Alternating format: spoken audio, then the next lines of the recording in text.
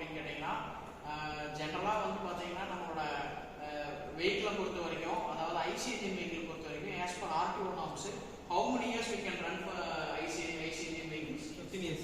15 years. So after 15 years what you will do? Fitness test. Definitely you will scrap, not for fitness. Okay, so the lifespan of a IC engine is only 15 years, right? So for commercial vehicle there may be a certain period of time. So at that point of view you have to refurbish or you have to renovate the vehicle. For example, brake, everything you have to, engine, everything, the performance you have to measure and you have to keep it to the running, bring it to the running condition. Then you have to go for the fitness certificate that will be approved by the RTO. Have you seen Indian movie? Yes. Have you seen Indian movie? Yes.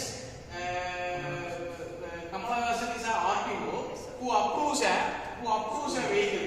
Am I right? In that movie, you can see that RTO who approves the vehicle without seeing the fitness. What happens? The bus meet an accident. So because of the brake failure, and the school students are injured. So this is what happens in RTO. So RTO generally we have to produce the vehicle in a good condition. The RTO will inspect the vehicle and then they will produce the fitness certificate. That is for commercial vehicle. But anyhow, only 15 years is possible to run a vehicle. So what happens next? The vehicle is brought into the scrap yard. So what happens? So for example, this component, if you manufacture, what happens? You have to melt the metal, then you have to pour it to the cavity, then you have to take the metal casting, then you have to machine it, then you have to assemble it as a part. Am I right? So there are many processes involved in this, and this part goes waste after 15 years. So here the case is what? To reduce emission, to reduce the scrap. That is what the case is. So in this case, what we can do is the updated technology. That is what all the automobiles are nowadays started to manufacture electric vehicle. So today in this case, what we are going to see is what is the idea behind the conversion of an existing IC engine into an electric vehicle. Because existing IC engine vehicle after 15 years, you will definitely bring it to the scrap yard. So that is a waste and carbon footprint waste. Am I right? So many carbon emissions are brought because of the manufacturing of these components. Then again, if you remanufacture, again the carbon emission goes high. So in order to reduce all these things, in order to reduce the waste, and in order to use the existing product, and in order to use the vintage of the product. For example, many bikes are refurbished. Am I right? For example, many TVS-50 are nowadays brought into an electric vehicle. So in such case, today we are going to see about the Omni vehicle. So this is a Maruti Suzuki Omni 4-wheeler vehicle. So this is what the vehicle, and if you come forward and if you scan here, you can see the differential unit. Am I right? This differential unit is coupled with the transmission box, and this transmission box is coupled with the engine. Am I right? This is what the normal procedure. And this is an idea that the existing Omni vehicle can be converted into electric vehicle. How? You can remove the engine, you can remove the transmission, and you can couple the propeller shaft along with the motor.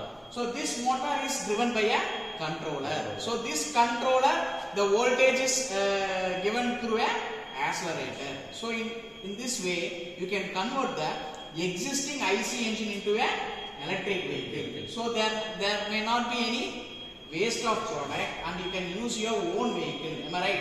For example, your father is owning a TVS-50 or some other vehicle that is more than 15 years. You cannot run it into the roads. Am I right? As per the RTO norms. Am I right? So road transport rules and regulations are framed in such a way that after 15 years you cannot use. So what you can do is those vehicles can be removed. You can remove the engine and you can fit the motor so that it can be converted into a electric vehicle. So this is what the solution for the case. So if you convert that into an electric vehicle, what will happen?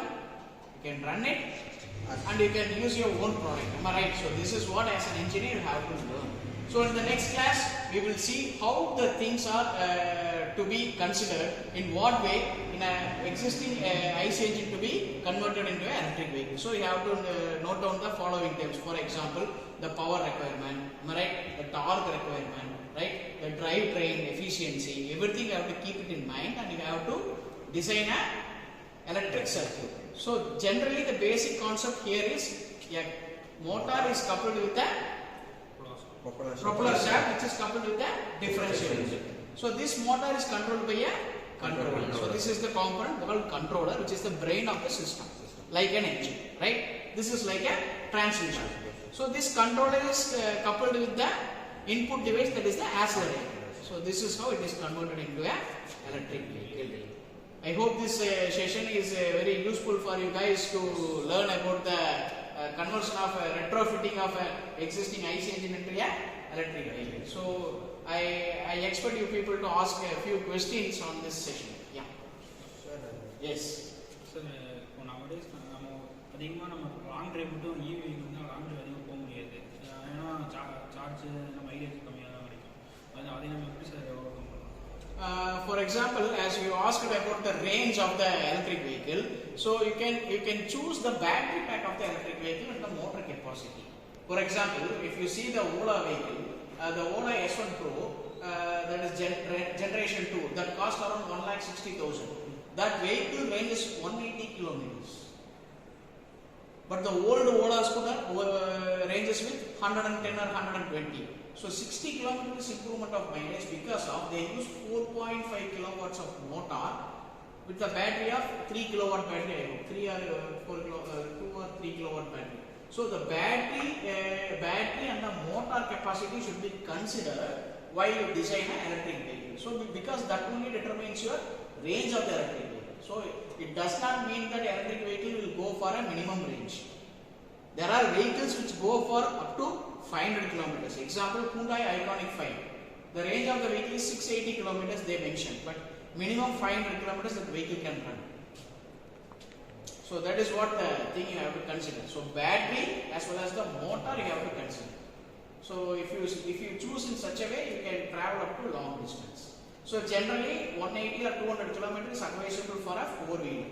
Then you can see many charging points. You can charge up and you can add up the electricity to the battery, so that if you charge a battery, you can again travel to 200 kilometers. Yes. Any questions? same question only. நம்ம இன்ஜினில் அதாவது ஐசியில் எடுத்துகிட்டு motor எடுக்கணுமா இப்போ வந்து அவங்க design பண்ணியிருக்கிறது வந்து முன்னாடி இவனா வீட்டில் வீட்டுக்கும் பின்னாடி இவனா வீட்டுக்கு மாதிரி சரி நம்ம வந்து முன்னாடி இன்ஜின் எடுத்துட்டா பின்னாடி மட்டும் தான் லாஸ்ட் வீட்டில் இருக்கிற மாதிரி. Very good. That is a very good question. So the main thing here is, as an automobile engineer, while you design the vehicle, you have to consider the center of gravity, G-force. So that is what you have to consider in distributing the weight, because your question is very good, very appreciable question, because if you are not considering the weight and if your weight is not distributed, so what will happen is, imagine it is a small kind of auto rickshaw or something else. If the weight distribution is not there, so that will cause the vehicle to upset or roll, or some abnormal things can happen. So what happens here is, in electric vehicle, the weight of the engine is equal to the weight of the battery in most of the cases. So if you replace the engine, what you can do, that place can be used for placing your battery pack. So if you lift a battery pack, you can see a let us battery. You lift that battery, that is in the auto. You lift that battery. Yes. What is the weight? Come here. Come forward. Yes. What is the weight of this battery? 3 to 4 kg. Am I right? So this is a small battery which supplies power to the auxiliary units. Am I right? So imagine if a battery should supply power to the motor, means the weight of the battery will be approximately 100 to 200 kg. Then the motor, then the controller. So everything put together, it will come up to 400 kg. And small minor modification, for example, the frame replacement or frame adjustment, you can do, so that the weight can be easily distributed or evenly distributed, so that the center of gravity maintains same. So it can be modified considering center of gravity. Clear? Yes. Any other clarifications? Yes. So we will meet in the next class. Thank you.